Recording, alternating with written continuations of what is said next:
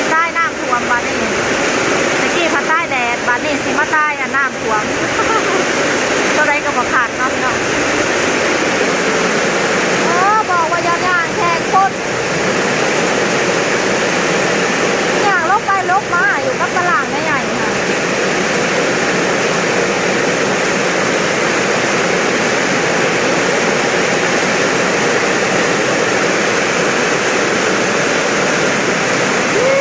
เดินทางบ้านน้องไม้พี่น้องนี่แต่น้ำบากนี่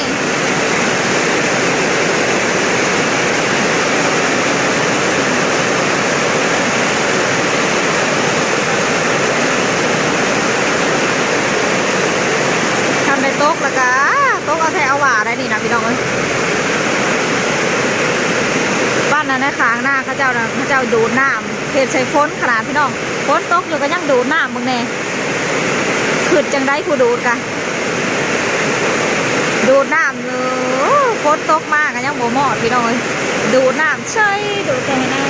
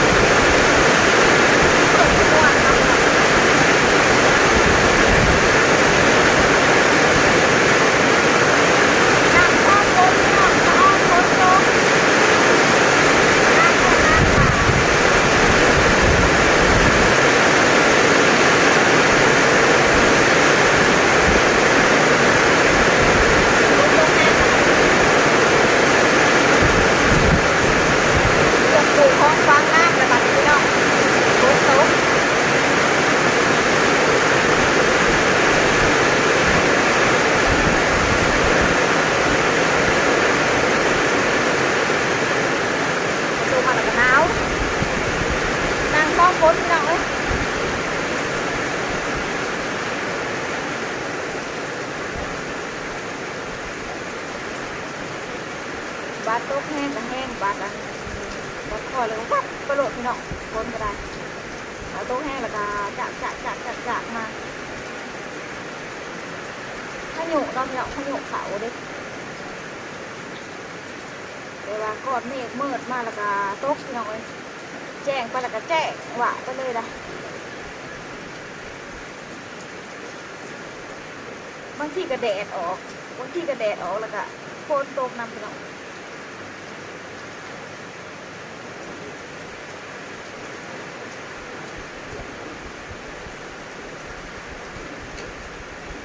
หญ้ากระสืบพี่น้องหญ้ากำลังสิตายเบิดพอดีฝนตกมาใส่พอดีมันคืนมา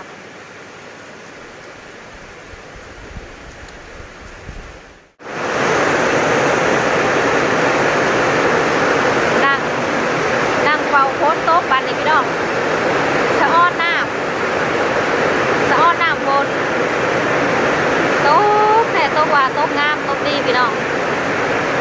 บ่ลบบ่ยัง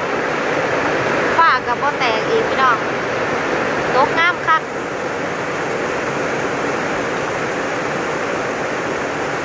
แต่ละมื้อนั้นมีตั้งแต่ลมมาก่อนพี่น้องเอ้ยมื้อนี้บ่ได้มีลมตกสงัดตกเงียบตกงามเลยมื้อนี้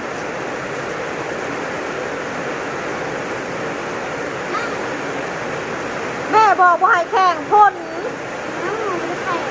มันสิเปียกกุ๊บนี่ว่ามันสิหุบนะบางแน่ส่งเปียกว่าอะไรนี่อย่างเราไปจะมาจะหน่อยเป็นไข่นะแข่งพ่นน่ะ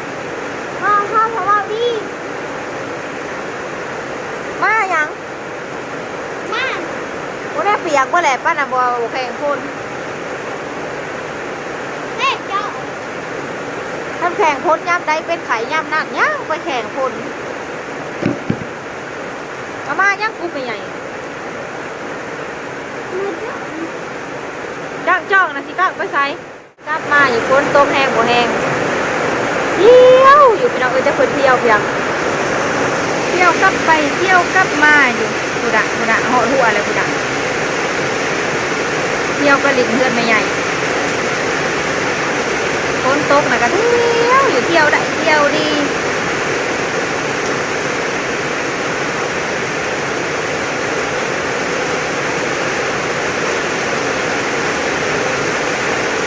นั่งซ้อมพ้นยันมันเศร้าพี่น้องเพราะว่าพ้นทางกระโต๊ะมือแรกก็เลยนั่งเป่าพ้นซ้อนมันโตงามนะพี่น้องแต่ว่าบอล้มบอฝ้าแต่ฝ้าเหลืองตกแต่เก่าดันตก2-3 เมตรแล้วก็มีแต่ล้มพี่น้องมีแต่ล้มแล้วก็ฝ้าห้องล้มเป็นหัวเป็นตะยานนั่นวันนี้ใครแดดพี่น้องเลยโบมีอันบ่มีลมมีแต่ฝนล้วนๆมื้อนี้ตกน้ำเขาก็บรรยากาศนอนเว้นพี่น้องคือสินอนรับค่ะคือสินอนม่วนเนาะพี่น้องกลับไปกลับมาลูกชายเจ้าหน้าก็กลับมาอีกเลยค่ะพี่น้องเจ้าหน้าเพิ่นก็แข่งฝนมาอีกแล้วค่ะคือจ้องเพอเวิร์มมาอีกแล้วบัดไปกลับมาอยู่ได้น้อยกับน้ำน้องพี่น้องมากลิ่นน้ำได้น้องพรน่ะแต่ยังน้อยเฮ้กระเต็กมันฝนตกมาจากสี่นั่นนั่งอยู่ขี้ต้มพวกพี่น้องนั่งแช่น้ำหน้าตามีแต่ขี้ต้มขี้ทมบอกฟังคือจังสี่เลยพี่น้องบอกให้ลินกันเลยเด็กน้อยเนาะบอกว่าให้ลินก็แห้งซ้ำว่าให้ลินน้ำขี้ต้มห่วยใหม่เลยวนพี่น้องเจ้าหน้าก็แห้งมาอีกเจ้าหน้าก็เศร้าบาดตกบาดเศร้า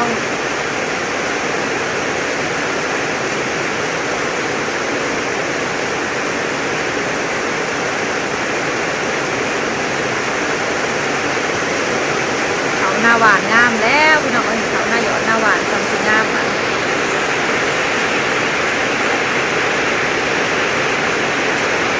หน้าพ่อใหญ่ไม่ใหญ่งามพี่น้องงามค่ะโอ้ยนางไปนางมาอย่างนอนวันนี้พี่น้องบรรยากาศมันได้วะสันฝนตกแล้วก็เงานอนละวันนี้แต่ว่ามันบ่ฮ้อนนะเด็กพี่น้อง